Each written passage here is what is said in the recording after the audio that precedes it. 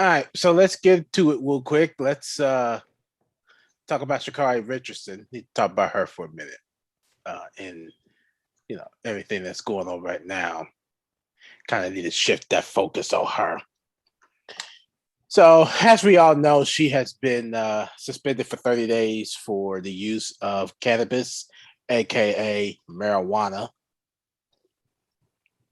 So, here's a question: why would Richardson use a banned substance knowing that it's forbidden? There's no evidence that cannabis is performance enhancing type of drug. So why do the Olympics continue to test athletes for HTC? She didn't violate any codes of fair play. And the state of Oregon is legal for the use of marijuana, which I did not know that. I didn't know that Oregon was one of the states that legalized marijuana. So testing athletes for substances of abuse only during competition and not for training. So meaning that they do testing during or before their competition and not during training. The WADA, which stands for the World Anti-Doping Agency, policy prohibiting drug lists if they meet two out of the three conditions. One, the ability to enhance performances. Two, potential to cause harm as an athlete. And three, the use against the spirit of sport. Now, there are a couple of more questions about marijuana. First, does it allow stress relief? Second, does marijuana allow pain relief? Nastasha Cloud, a WNBA player for the Washington Mystics, supported Richardson, saying that it's time to break the stigma around athletes' use of marijuana. Now, I have my medical card. I play at the highest level of my sport and what it has to offer. And I use medicinal marijuana for anxiety recovery and sleep. The term spirit of sport comes into question as well. Why not cigarette smoke? Arguably, it could cause harm. It's the same challenge as it would be against the spirit of sport. During the Clinton presidency, Barry McCaffrey, the director of Office of National Drug Control Policy, said that the United States should fight performance-enhancing drugs and recreational drugs such as marijuana. And his office lobbied the U.S. anti-doping leaders to include marijuana on the banned list. And he also said we raise Olympic athletes on the international pedestals for the world's children to look up to as role models. The message is vital in sending us drug free. The Olympic movement and the Olympic medals must tarnish drugs. AOC, Adriana Ocasio-Cortez, calls the decision to suspend Richardson rooted solely in the systemic racism that has long driven anti-marijuana laws. In other words, it echoed that law. Major sports league relaxed restrictions and punishment for marijuana use. The NFL formed a pain management committee and pledged $1 million to research marijuana to treat pain. So the $1 million question is, should the WADA take that same approach? My answer is yes. My issue that I am having goes back to Barry McCaffrey when he says, and I quote, I lost it. Here we go. Olympic athletes are international pedestals for all the world children to look up as role models. That may be true, but then you have young kids and young adults and old adults that look up to Donald Trump as a role model.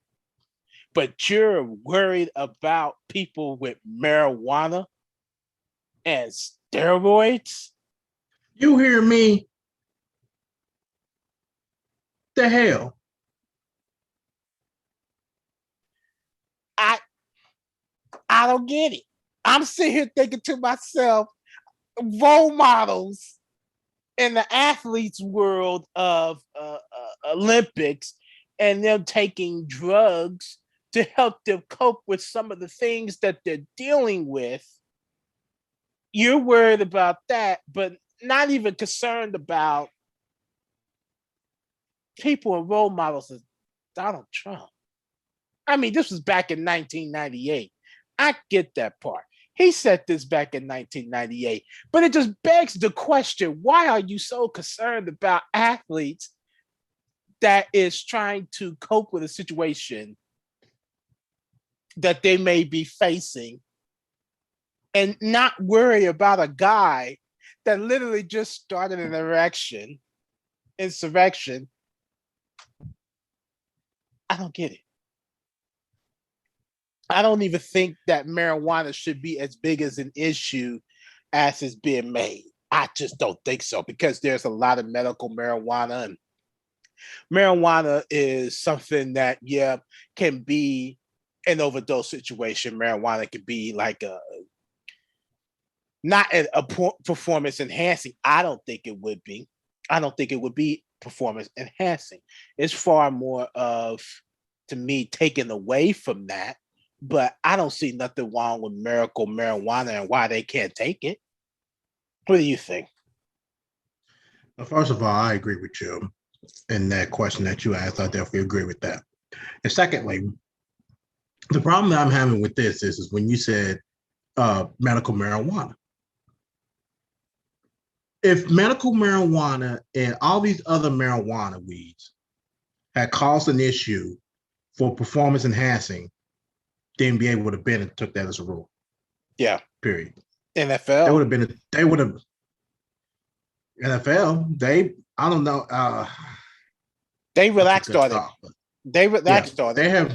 They started the pain management. What was it called? They started the pain management committee, and they pledged $1 million to research marijuana to treat pain. Yeah. Which includes medical marijuana. Yeah. You know? A lot of people tend to focus a lot more better when they've had their weed, when they've had their marijuana. Mm-hmm. People don't understand that. Martell Williams. All the smoke podcasts, they have their little time of smoking weed during games and stuff like that. I mean, if y'all gonna make a big deal on that, then in my personal opinion, it should have been the same way with Michael Phelps. Should have been the exact same way. What was he tested for? Marijuana. He was tested for marijuana. Now, he took it months before and after the Olympics. But if y'all really want to get that deep, y'all should have, he has served, I believe, a 3-month suspension. Believe it, 3-month suspension. But they helped him on the financial level that they're not doing with Sha'Carri Richardson. That's a big problem. That's why AOC said. That's what AOC said. What she said to her is all part of systemic racism with the marijuana law, to make sure that the holding accountability part. She held herself accountable. She knew what she was doing. Of course she did. But the thing is, when you have that type of situation where you found out that your mother passed, how else do you usually cope with that type of situation going into a race less than a month away? How do you prep for that? A lot of people not even going to go and they're not even going to go and put themselves in the situation they're going to go see a counselor right away. They're not going to do that. It's either one, they're hiding from that, or two, they need a quicker resource to actually heal their, their issues, heal their pain. Look, I'm just gonna be real. I don't get there what Brett Favre did when his father passed. Everybody has their different ways of dealing with death. A lot of people go out there and put it all on the court. Sha'Carri Richardson is 21 years old, a lot older than some of these athletes that had to deal with parent deaths. That drug is not a freaking advantage to the Olympics. No, it's just not. No, it is not. It's like killing a harmless fly. Mm-hmm. It's crazy. It is. I think it's, oh my goodness.